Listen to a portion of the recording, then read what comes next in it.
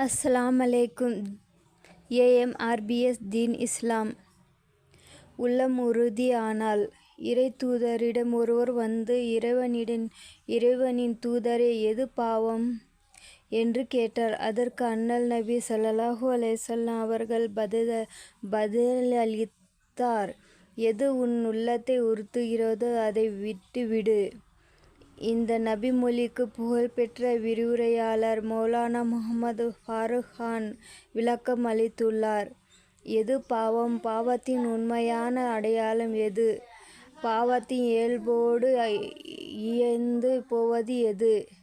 பாவங்களில் இருந்து விலகி இருப்பதற்கு பாவத்தை பற்றிய அறிமுகம் தேவை.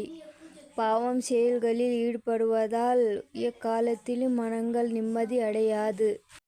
இதுதான் பாவத்தின் இயல்பு ஆகும். அண்ணல் நபிகளாரின் அமுத வாக்கிலிருந்து நமக்கு தெரிகின்ற செய்தி இதுதான். இதயத்தில் இறை நம்பிக்கை இருக்குமேயானால் பாவம் புரிவதால் நிம்மதி போவது இருக்கட்டும், பாவத்தை போன்ற தோற்றம் கொண்ட உள்ளம் உறுதியானால் இறை நம்பிக்கை இது இன்னும் இருக்குது. நான் போடுற வீடியோ இன்னும் இதெல்லாம் ஃபுல் வீடியோவும் பாருங்கள். தேங்க்யூ ஃபார் வாட்சிங்.